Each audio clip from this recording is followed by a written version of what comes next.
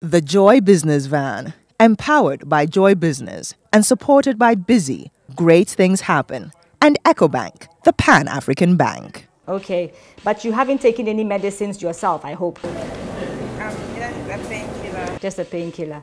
Okay, so that's okay.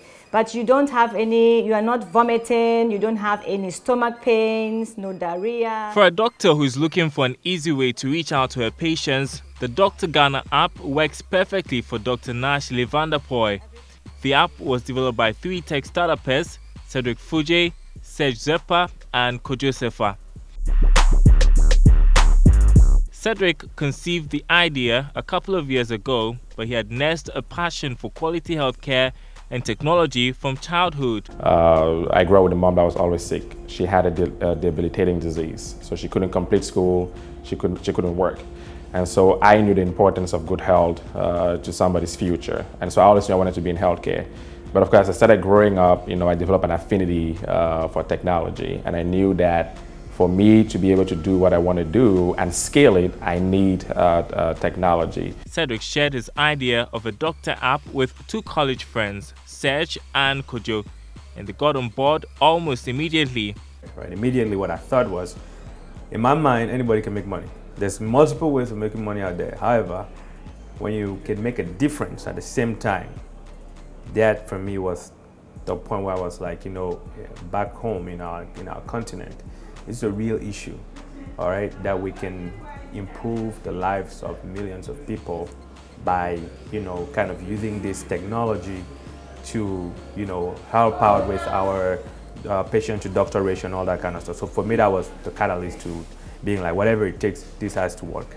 Poised to make an impact on the continent, the trio, who were in the United States, needed to take a decision on which country to begin from. Pretty dicey a decision for Cedric and Serge, both Cameroonian and Kojo Ghanaian. They would eventually settle on Ghana. Ghana has a growing population. We have a lot of young people. And the good thing is I went to college here. I went to the University of Ghana, so I know how people are picking up on smartphones and all of that. And looking at the dynamics of the business world, everything is going digital. And Ghana is really moving up quick to that side of the business world. And it is true. Ghanaians are ranked amongst the highest mobile app users on the continent. It was a good place to test this innovation. It took 2 years to develop the Docta Ghana app. Here's the interface of the app. So you see it's a very simple and beautiful design. To request an appointment is very easy. So you just click on the blue button right here. And then this legal disclaimer just says, if you're dying, go straight to the hospital. But for our purposes here, you would just click no. And then here you simply select your date, okay? And then your primary concern, let's say diarrhea. And then you click on find to find what doctor that you want to have your appointment with. And then you can just select your time. So let's say we're selecting 2:45 p.m. And then that's about it. The app was officially launched in June this year. Hundreds of Ghanaians already signed onto it and are able to access healthcare for a fee.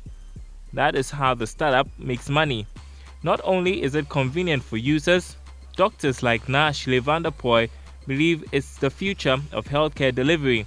It will take time, but I think at least in the urban cities where people tend to be very busy, and don't want to go and join long queues in the hospitals, but at the same time, are well educated enough to know that, it might be risky if I didn't consult a medical person. I think that target group is what, this might be beneficial to. They are the ones that I think as we move on, will be making more and more use of it. Upon a successful rollout in Ghana, developers of the Docta app hope to explore its potential in other African countries. Right now, we're projecting that in the next 15 years, we will have 100 million people on the platform, and that means that we have to expand into other African countries. And so the first expansion strategy is to do the West African sub-region, and then once we get that, we move into other sub-regions of the continent. In Africa, more than any other place in the world, we can't afford to have a sick care system where people are always going to the hospital. It's very expensive. So we have to become very, very good at helping people take care of themselves from home. And that's empowering them to make the right decisions every single day. So the future for us, as you said, is extremely bright. And so I'll tell everybody, just watch out for us. It's indeed a new day for healthcare delivery in Ghana.